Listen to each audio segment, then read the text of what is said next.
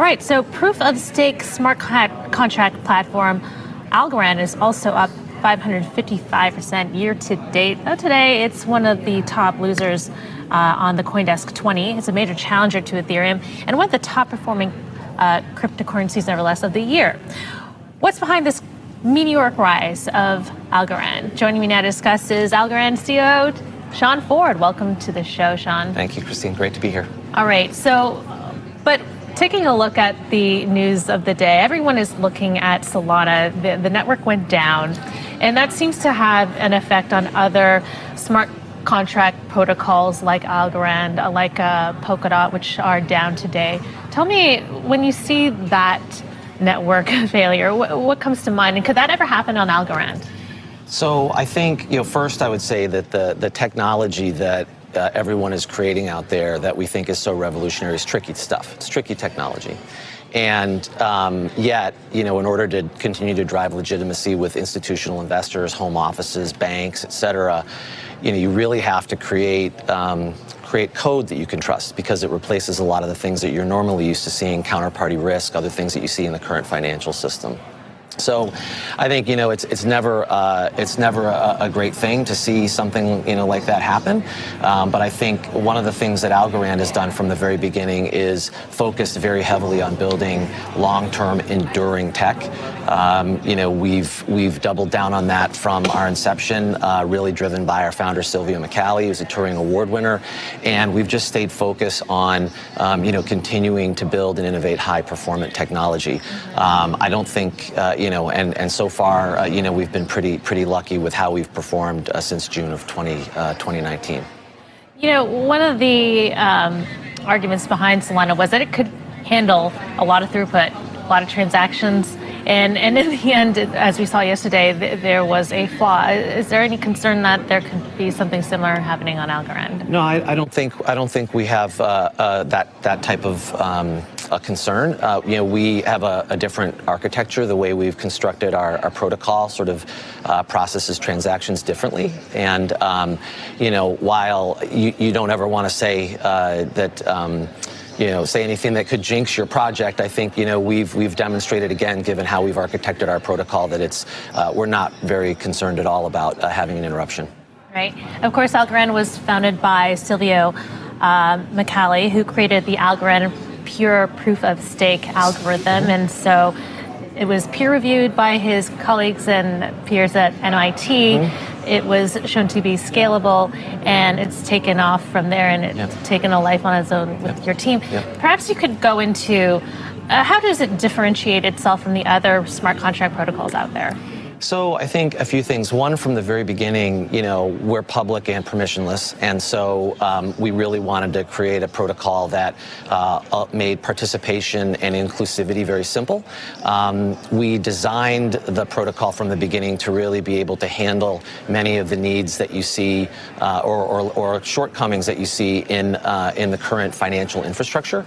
So by building many of our capabilities into our layer one, we mitigated quite a lot of risk. The standard assets that we have, smart contracts that we have, the ability to add features that financial institutions really have become, used to around things like account freezing, clawback, just minimizing the risk so that you can trust that when you execute a transaction on Algorand, it actually becomes final rather than gets lost in the ether somewhere. And so that, in addition to the fact that,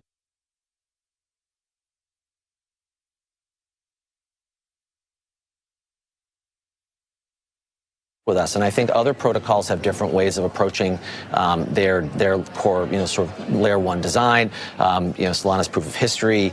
There's other forms of proof of stake. There's different approaches in terms of the capabilities that people have built into layer one versus layer two. And if you do more in layer two, sometimes that opens you up to risk. So I think we've really taken a focus on bulletproof, take it to the bank, no pun intended, technical performance. And I think that has proven to be one of the hallmarks of us since we launched. So your aim is to build mostly on that layer one versus, we're seeing in other protocols like Ethereum, they're coming up with Ethereum 2.0 as well as Bitcoin. They're trying to perhaps maybe move things onto the Lightning Network. Sure. Do you think it's better on that layer 1? Well, we think the core capabilities in layer 1 make a lot of sense. Obviously, there's a lot of layer 2 apps that are being built on top of Algorand to take advantage of that layer 1 certainty. And so we, again, have seen that sort of bulletproof technical stability is something that certainly has been the type of bridge that traditional institutions, family offices, banks, national projects have really put through the ringer and come out the other side saying that this is a tech we can count on, and we trust the code that we see here with Algorand. I want to go through some of the criticisms, and one of them is that it's not sufficiently decentralized, that the relay nodes receive disproportionate rewards, that the governance is currently a little too centralized, that there may be some community governments planned in the future that haven't been implemented yet, but perhaps you could address some of those concerns. Yeah, I think look, we have thousands of nodes running globally around the world, every country except for Antarctica, so that is happening. We've rapidly decentralized. But they're selected, right? No, anyone can actually start a node. You can spin up a node in the background of your laptop, and it'll run for you. And in fact, it speaks to the sort of sustainability of Algorand, where if you look at Algorand's, the energy required to sort of run an Algorand node is minimal, and the amount of energy the network expends over the course of a year is the equivalent of about 10 U.S. homes versus some other networks that are entire countries' energy output. So I would say that from a decentralized perspective, I think we've made great progress.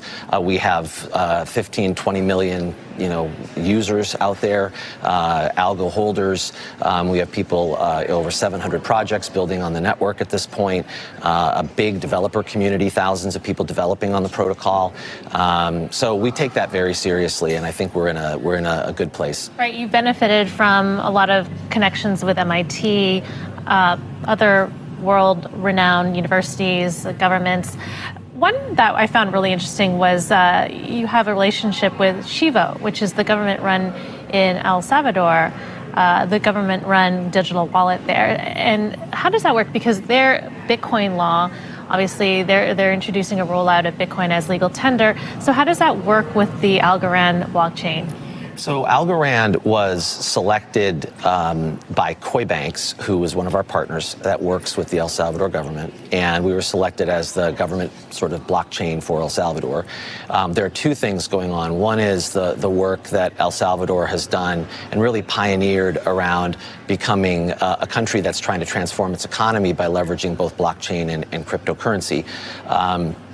That being said, where we fit in was to work with them initially, like we do with a number of other governments, around starting to think about how they manage their government services, their processes, their documents, all of those types of things, while they sort of stand up what is sort of a nascent and really, pioneering way to think about economics within the country itself. So as far as we're working with El Salvador right now, it's really on helping to sort of round out that infrastructure, and knowing that, as you can imagine, governments and big banks and others want to make sure they do things right, and they take things at a pace that's maybe a little slower than you see in crypto space.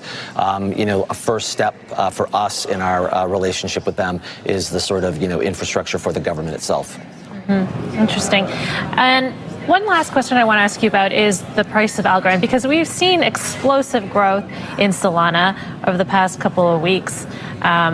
We've also seen huge growth with Algorand, but there is a bit of a discrepancy. Solana is at one point over $200. Algorand is still, lower than that, shall we say, about $2 right now. Mm-hmm. Well, I think you have to look at, so first of all, again, props to Solana for the work that they've done. I think that, we have a different focus. We really don't spend a lot of time thinking about price. Is it something to do with the supply schedule, or I've heard comments that there's an inflationary effect on Algorand? No, I think, Algorand is, we've got, 10 billion algos will only ever exist. The foundation in Singapore sort of manages that money supply. Much of it goes towards grants and developing the community. A $300 million ALGO fund was announced last Friday by the foundation to support DeFi and expansion of DeFi there. But really, stepping back to your question, we don't really spend a lot of time thinking about the sort of position from a price perspective. We really, from the beginning, have said, if you build a long-term enduring business that has real partners, real tech, that can truly become the infrastructure that people trust to handle their transactions, that all of the other things will take care of themselves. And if you look at our team, we have a lot of people. This isn't our first time building out startups and creating value. And we know that value is really very rarely created or destroyed overnight. So we've taken a very long-term view on what the ecosystem is going to bring and do for the people who participate and our partners that participate in that community.